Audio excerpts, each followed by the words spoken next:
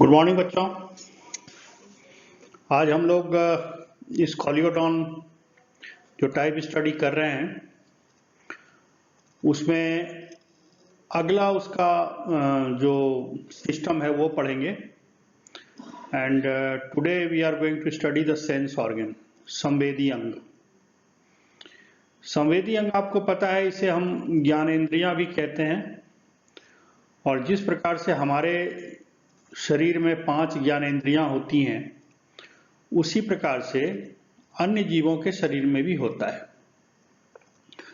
तो ज्ञानेंद्रियां किस प्रकार की हो सकती है? कुछ ज्ञानेंद्रियां हमें घ्राण संवेदना देती है, सूंघने की क्षमता देती है, स्मेल करने की क्षमता देती है, कीमो रिसेप्टर होता है, गस्टेटरी रिसेप्टर होता है।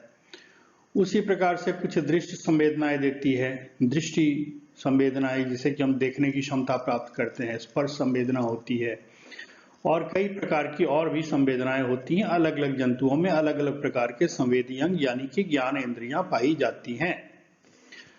तो आज हम लोग पूरा नहीं पढ़ेंगे sense organ. We are going to study the olfaction and the photoreception, यानी कि जो घ्राण संवेदना है और जो दृष्टि संवेदना है, इन दोनों के बारे में पढ़ेंगे। तो जैसे यहाँ पे क्या लिखा हुआ है कि द रिसेप्टर सिस्टम या सेंस ऑर्गन जो इस एनिमल का होता है, ये मूलतः 3 होते हैं, 3 प्रकार के होते हैं। एक पेयर्ड ऑल्फैक्टरी ऑर्गन्स, एक जोड़ी में घ्राण संवेदना हेतु अंग होते हैं। दूसरा फोटो रिसेप्टर, जिसको हम आंखें कहते हैं, आईज, ये दृष्टि संवेदना से संबंधित है। और दूसरा होता है स्टैटो एकॉस्टिक।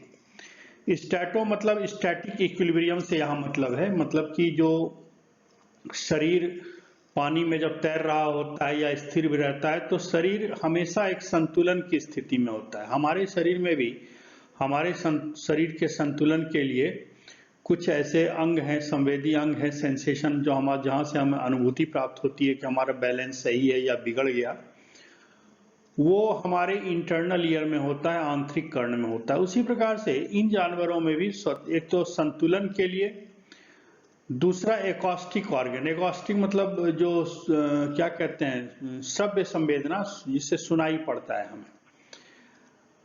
इसके साथ साथ रियो रिसेप्टर्स भी होता है। रियो रिसेप्टर मतलब पानी का जब प्रवाह होता है, तो पानी का प्रवाह कैसा है शरीर के बाहर, इसको महसूस करने वाला रियो रिसेप्टर होता है। तो कहने का मतलब कुछ न्यूरोमास्ट ऑर्गन्स होते हैं, लैटरल लाइन सिस्टम होते हैं, एम्पुला फ्लोरेंजिनी होती है। ये एकॉस्टिको लैटरलिस सिस्टम कहलाता है, या स्टैटो एकॉस्टिक्स ऑर्गन्स लिखा हुआ है, इसको एकॉस्टिको लैटरलिस ऑर्गन भी कहा जाता है। तो जैसे मैंने कहा कि today we are going to discuss these 2 only, इसको हम कल पढ़ेंगे, ठीक है। सो ऑल्फैक्टरी ऑर्गन, आपको पता है कि प्रत्येक जो स्कॉलियोडॉन होती है उसमें क्या होती है, एक नासारंध्र होती है, और वो नासारंध्र अंदर नासाकोश यानी कि नेजल कैविटी में जाती है, ठीक है। ये हमने पहले आपको बता दिया था राइट इन द बिगिनिंग, जब हमने इस जानवर को पढ़ना शुरू किया था, इसका जो एक्सटर्नल फीचर्स हम डिस्कस कर रहे थे। तो उस समय हमने आपको बताया था कि there are 2 nostrils that leads into the naval nasal chamber, naval नहीं, nasal chamber, and that nasal chamber is blind। मतलब जैसे हमारे में क्या होता है कि हमारा जो नासिका रंध्र है, नासा गुहा में जब जाता है तो क्या होता है कि जो नेजल चैम्बर है हमारा अंदर जाकर के आहार नाल से मिलता है, लेकिन इसमें ये ब्लाइंड होता है, it doesn't connect with the alimentary canal in this animal. तो क्या लिखा हुआ है कि olfactory organ of the dogfish are the pair of blind olfactory sacs. Blind होता है मतलब अंदर से बंद होता, दूसरी तरफ बंद होता है, line on ventral side of the head in front of mouth. अब जैसे इसका माउथ तो नीचे है, माउथ के सामने आप देखिए कि ये शरीर का जो ओरिएंटेशन है, तो ऑब्वियस सी बात है कि ये दोनों जो है ये नेजल चैम्बर है, ये दोनों नेजल चैम्बर है। एंड इसका लोकेशन अगर देखा जाए तो ये वेंट्रोलैटरल है, मतलब अधर भाग में साइड की तरफ है। तो 2 वेंट्रोलैटरल क्या कहते हैं, नेजल सैक्स पाए जाते। सैक्स मतलब गुहा, cavity, they are the invagination of ectoderm. Invagination की क्रिया आप जानते हो, आपने जब भ्रूणिक विकास पढ़ा था तो गैस्ट्रुलेशन में आपने पढ़ा था कि इन्वेजिनेशन क्या होता है। तो एक्टोडर्म का जो जनन स्तर होता है या एक्टोडर्म जो टिश्यू होते हैं उसके इन्वेजिनेशन से इनका निर्माण होता है। और जैसे since they are blind they do not communicate with the buccal cavity by an internal opening as happens in the other animals. दूसरे जानवरों की तरह इसमें इसका कम्युनिकेशन बक्कल कैविटी के साथ कोई जुड़ाव या कनेक्शन नहीं होता। ये काफी हाईली डेवलप होता है और ये इसका ये जो नेजल सैक है इसका आकार काफी बड़ा होता है और बड़ा इसलिए होता है कि इस जानवरों की घ्राण शक्ति बड़ी तीव्र होती है। खासतौर से इसको डॉग फिश कहा ही इसीलिए गया। और शार्क जितने भी होते हैं they are very good, they are having a very good olfactory senses. ठीक है, तो large size sac is related with highly developed sense और स्मेल। और वो किस चीज के परसेप्शन के लिए होता है, किस चीज की अनुभूति के लिए होता है, जो केमिकल डिजॉल्व इन वाटर। अब जैसे मैंने शायद आपको बताया होगा कि अगर कोई जानवर मान लीजिए घायल है और अगर वो 1 किलोमीटर दूर में भी घायल है तो उसके खून की गंध इसको लग जाती है और वो उस जानवर का पीछा करते हैं। तो ये घ्राण शक्ति उसको जीवित रहने में बड़ी मदद करते हैं, इनको शिकार खोजने में आसानी होती है ना। तो each olfactory sac is ellipsoid. Elliptical आप मतलब जो एक होता है ना दीर्घ वृत्ताकार जिसको हम कहते हैं, जो वृत्त होता है उसको थोड़ा दीर्घ कर दीजिए, थोड़ा चपटा कर दीजिए, उस शेप का होता है। प्रोपोर्शनली मतलब आनुपातिक रूप से बहुत बड़ा होता है। बाहर की तरफ एक सिंपल मेम्ब्रेन है इसमें, जो जैसे मैं इंगित कर रहा हूं, and it is lodged in each side of the olfactory capsule. जो ब्रेन का निर्माण होता है तो ब्रेन के निर्माण में उसमें एक ऑल्फैक्टरी कैप्सूल का निर्माण होता है। उस ऑल्फैक्टरी कैप्सूल के अंदर ये नासा सैक का निर्माण होता है। जो अंदर का जो लेयर है, देखिए जो अंदर का जो लेयर है, जो इंटरनल लेयर है, जो जिसके अंदर ऊपर की म्यूकस भी लगा रहता है, कुछ हेयर्स भी रहते हैं। ठीक है, तो ये जो इनर वॉल है ऑल्फैक्टरी सैक का, ये इसमें देखिए कि आपको ये दिख रहा है कि यहाँ पर फोल्डेड स्ट्रक्चर है ना। ये क्या है, यहाँ पर फोल्डेड स्ट्रक्चर है and this folded structure is called Schneiderian fold. क्या कहेंगे, स्निडेरियन फोल्ड। ये डबल सीरीज में होता है और बीच में ये जो एक कनेक्टिव ऑर्गन है बीच में, देखिए ये मीडियन राफे, ये मीडियन राफे वो कनेक्टिव ऑर्गन है जो स्निडेरियन फोल्ड को अपनी जगह पे टिकाए हुए रहता है। Cnidaриan folds are held in place by the median raphe, band of connective tissue median raphe. Internally आंतरिक रूप से olfactory, ये जो Cnidarian fold जो बन रहा है ना, they are forming a kind of epithelium। ये क्या करता है, एक उपकला का निर्माण कर रहा है और उस उपकलाओं में कुछ olfactory receptor सेल यानी कुछ संवेदी कोशिकाएं होती हैं जो घ्राण की संवेदना लेकर के मस्तिष्क को संप्रेषित करती हैं, और कुछ सपोर्टिंग सेल्स होते हैं जिनका संवेदन का काम नहीं होता लेकिन इस स्ट्रक्चर को एक क्या करते हैं, एक यांत्रिक सपोर्ट देते हैं। जो नेजल सैक है, जैसे अभी हमने स्निडेरियन फोल्ड की बात की, तो देखिए 2 सीरीज स्निडेरियन फोल्ड का आपको दिख रहा है। यहाँ पर बीचों बीच ये मीडियन रैफे है। मीडियन रैफे जो होता है पूरा लॉन्गिट्यूडनल, जैसे नाक की ये गुहा है, तो इस गुहा में मीडियन रैफे इस प्रकार से पाया जाता है। तो ये देखिए कि इसका जो बेसल एंड है कनेक्टिव, अच्छा इसका जो बेसल एंड है कैसे कनेक्टेड होता है, ये ऑल्फैक्टरी नर्व से आपको बताया है कि जो पहला वाला क्रेनियल नर्व होता है ऑल्फैक्टरी नर्व होता है, कल बताया था ना मैंने। तो जो ऑल्फैक्टरी नर्व से किस प्रकार से ये कनेक्ट होता है और किस प्रकार से ऑल्फैक्टरी सैक में जाता है और ऑल्फैक्टरी लोब के साथ ये जुड़ा होता है। तो ऑल्फैक्टरी सैक जो होता है बाहर की तरफ एक्सटर्नल लेयर्स यानी कि नासा रंध्र के द्वारा खुलता है, और ये नासा रंध्र तो पूरी की पूरी ये संरचना है, लेकिन होता क्या है कि each external nostril is more or less completely divided into 2 lateral incurrent siphon. अब ये देखिए एक इनकरेंट साइफन है जो थोड़ा साइड में खुल रहा है, साइड की तरफ खुल रहा है, और एक मीडियन में खुल रहा है, इसको हम कहते हैं एक्सकरेंट साइफन।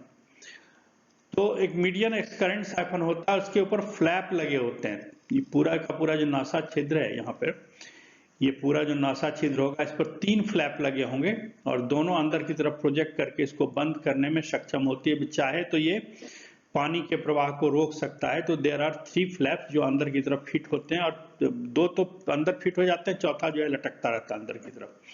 जो मीडियन रैफे जो होता है वो पैरेलल होता है long axis of nasal aperture. Nasal aperture के लंबवत वो इसका विन्यास होता है और पानी का जो करंट आता है वो इन करंट साइफन से आता है। पहले तो ओवल वॉल और ऑल्फैक्टरी सैक में जाता है, फिर उल्टा होकर के नेजल वाल्व द्वारा ये मीडियन राफे को होकर के पास होता हुआ बाहर एक्सकरेंट साइफन से चला जाता है। तो इस प्रकार से पानी जो है काफी अंदर वो ट्रैवल करता है, इंटरनल साइफन से आएगा, उसकी दीवार पे जाएगा, सिडेरियन फोल्ड्स होता हुआ, मीडियन रैफे होता हुआ, फिर वापस वो एक्स करंट साइफन से बाहर चला जाएगा।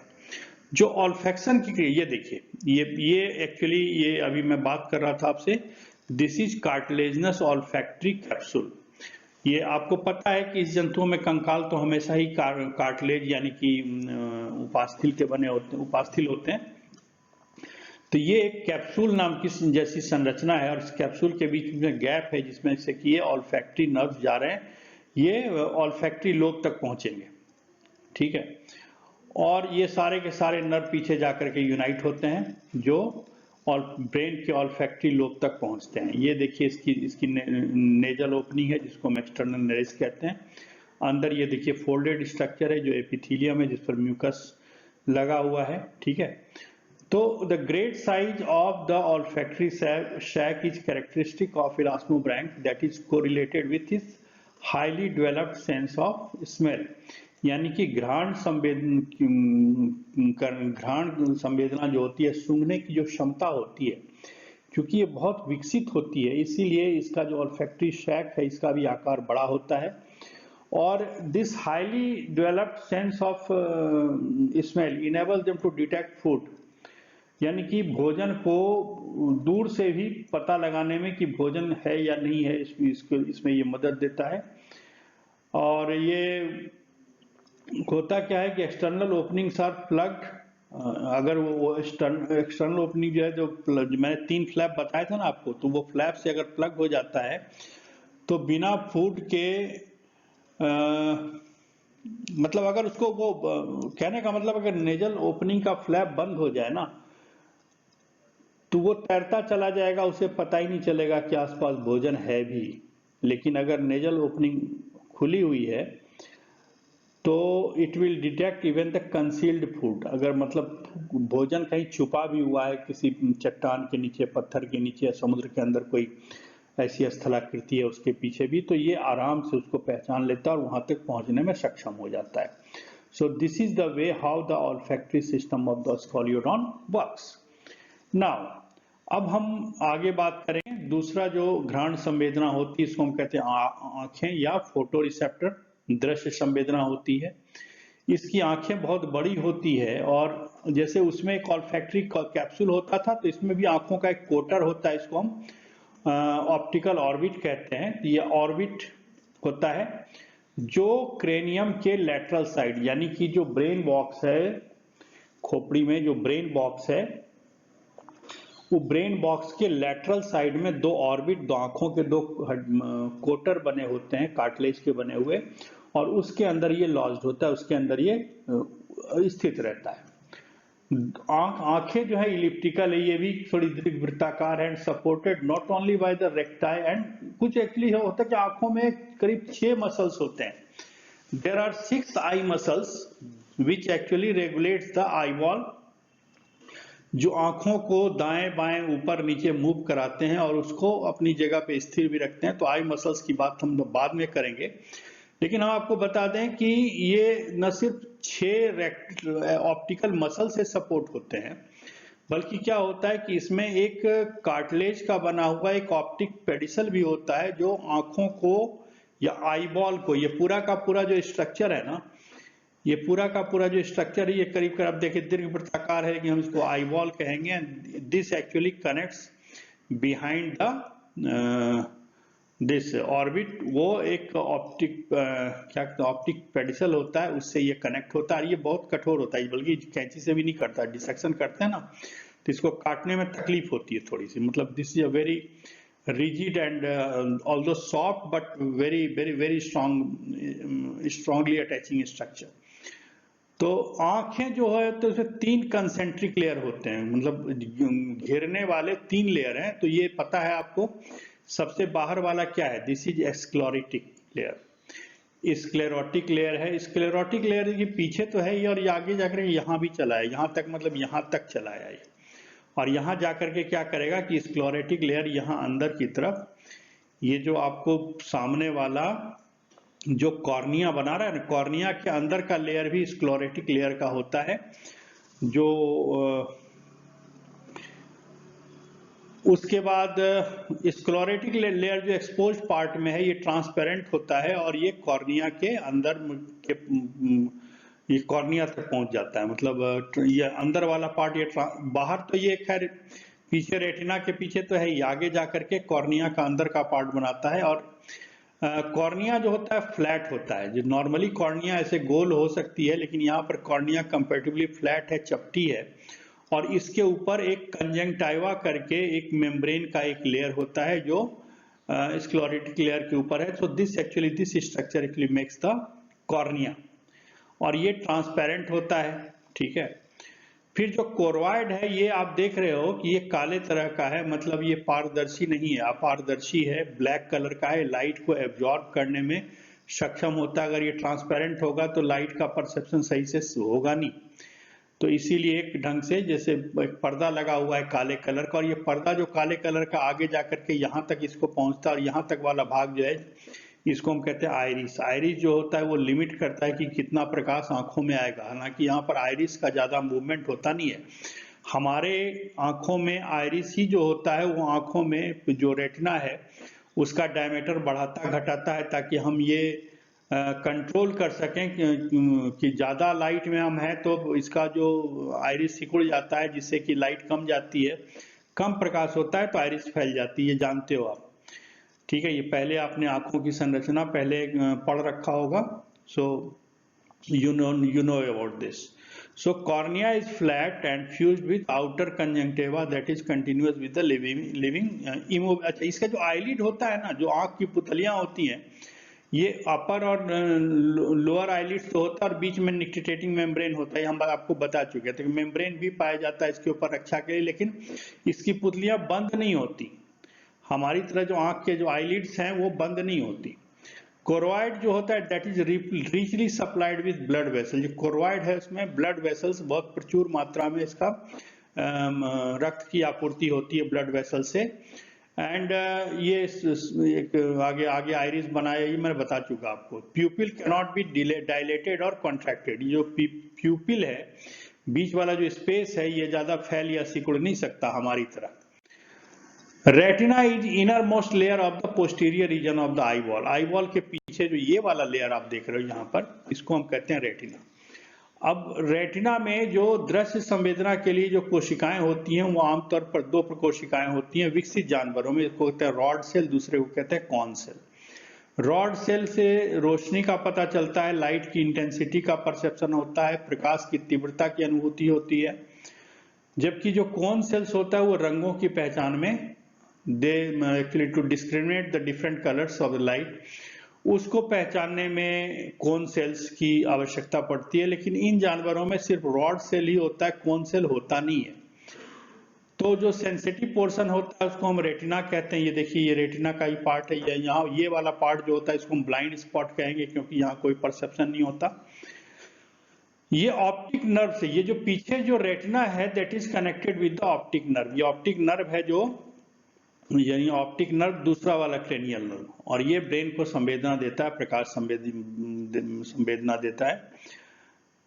Closely attach to posterior surface of the iris behind the pupil as spherical crystalline lens. ये देखिए, ये लेंस है ना, बेसिकली कहीं भी फोटोग्राफी होती है, आंख भी एक फोटोग्राफिक सिस्टम ही है, जैसे कैमरा है उसी तरह हमारी आंखें भी काम करती है, तो वहां एक लेंस की आवश्यकता तो पड़ती है।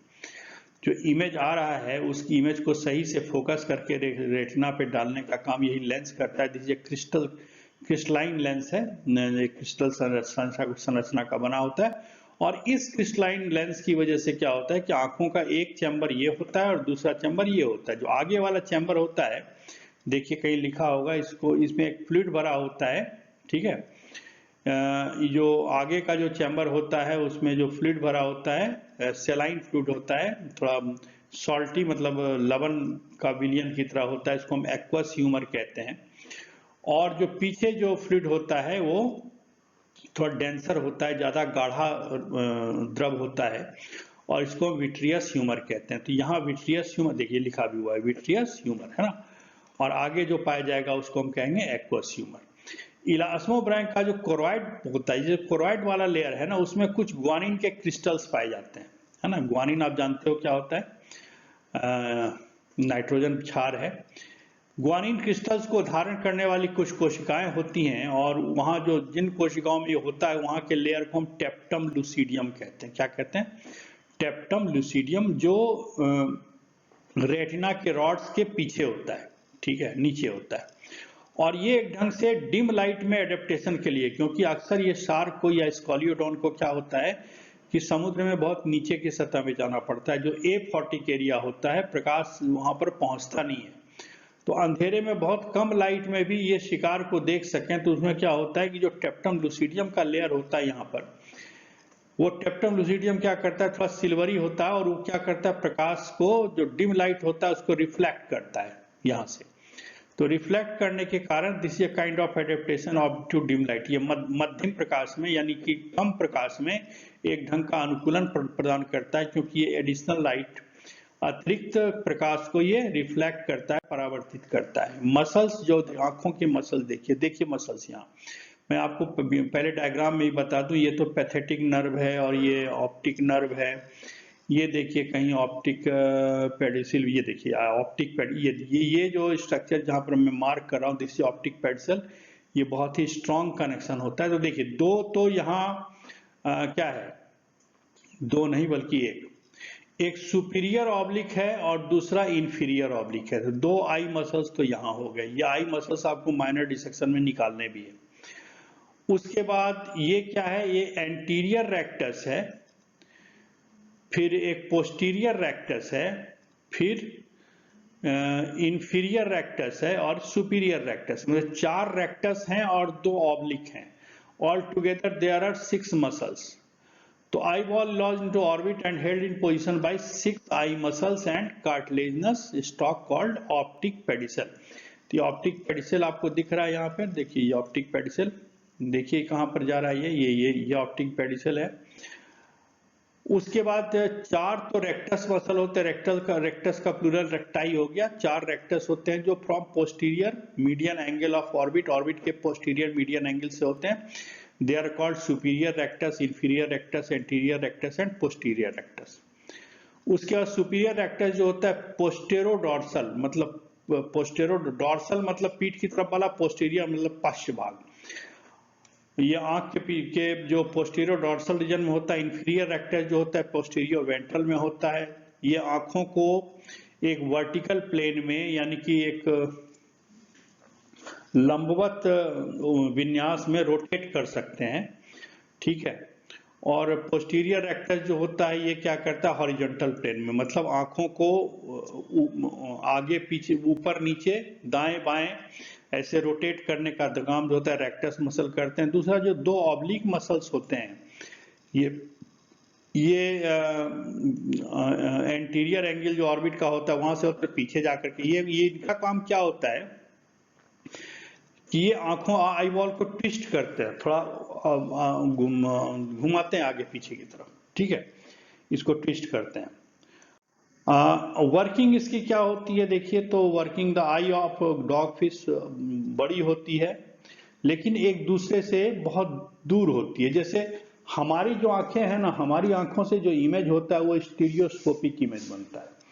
स्टीरियोस्कोपिक इमेज मतलब एक ही ऑब्जेक्ट को हम 2 आंखों से देखते हैं, दोनों आंखों से जो इमेज बनता है वो कंजॉइंड हो जाता है और हमको वो इमेज जो होता है 3D में दिखता है। मतलब उस इमेज की लंबाई, चौड़ाई, गहराई सब पता चलती है और वो ज्यादा क्लैरिटी होती है। लेकिन इसका ये इसलिए है कि चेहरे पर हमारी दोनों आंखें बिल्कुल आसपास में, दोनों आंखें एक चीज पर एक साथ फोकस कर सकती है। लेकिन इनकी जो आंखें होती हैं लैटरल साइड में, पार्श्व दिशा में होती है और होता क्या है कि जहां पर इनकी आंखें हैं, इन दोनों आंखें किसी एक चीज पर फोकस कर ही नहीं सकती। इसीलिए इनके द्वारा, इनकी आंखों के द्वारा जो स्टीरियोस्कोपिक इमेज जो होता है वो नहीं बनता। ठीक है, स्टीरियोस्कोपिक इमेज नहीं बनता तो इमेज की उतनी क्लियरिटी नहीं होती। जो बायनाकुलर विजन जो होता है ना, इसको कहते हैं बायनाकुलर विजन। जो दो आंखों से देखा हुआ एक सिंगल ऑब्जेक्ट को दोनों आंखों से देख करके जो विजन बनता है उसको बायनाकुलर विजन कहते हैं। यहाँ बायनाकुलर विजन नहीं होता। हर आंखें जो होती है उसका अपना एक अलग दृष्टि का, अपना देखने का एक रेंज अलग होता है। और अगर इस तरह की हो तो हमारे में बड़ी प्रॉब्लम हो जाएगी। दोनों आंखें दो अलग अलग चीजों को जब देखेंगी ना तो फिर वो बड़ा ओरिएंटेशन बनाना कठिन हो जाएगा। लेकिन फिर भी इन जानवरों में क्या होता है कि इनका जो रेंज कहीं ना कहीं कंजॉइन होता है और इस वजह से क्या होता है कि ये देख पाती हैं। तो दूसरी बात कि हमारे में जैसे पुतलियों का या आइरिस का एडजस्टमेंट होता था, पुतलियां बंद होती थी। इसमें जो प्यूपिल है, प्यूपिल मतलब आइरिस के बीच में जो स्पेस बन रहा है जिससे लाइट जा रहा था, वो कॉन्ट्रैक्टाइल नहीं होता। वहां क्या होता है, संकुचन नहीं होता। तो इसीलिए जो एस्टिमेशन है, power of estimation of image, image कितनी जो है वो जो बनता है, उस इमेज को अच्छे तरह से पहचानने की जो क्षमता होती है वो भी कमजोर होती है। और होता क्या है कि लेंस जो है वो प्यूपिल के सामने प्रोजेक्ट होते हैं। तो जो भी लाइट एंटर होती है वो लेंस के जरिए रेटिना पर फोकस की जाती है। चूंकि इसमें कोन नहीं होते, मैं पहले बता चुका हूं, इसलिए ये मछलियां जो होती हैं वो कलर ब्लाइंड होती हैं, कोन सेल्स नहीं होते और ये माइन्यूट डिटेल को डिस्क्रिमिनेट नहीं कर सकते। लेकिन फिर भी ये कम लाइट में नियर विजन के लिए एडेप्टेड होती है। ये बहुत दूर तक नहीं देख पाती, लेकिन कम लाइट में भी अगर इसके आसपास में एक सर्टेन रेंज में इनका कोई शिकार है, प्रे है, तो उसको आसानी से ये पहचान लेती है। तो ये कहानी थी दृश्य संवेदना के बारे में स्कॉलियोडॉन के। इसी के साथ आज का लेक्चर मैं ये खत्म कर रहा हूँ। Thank you very much.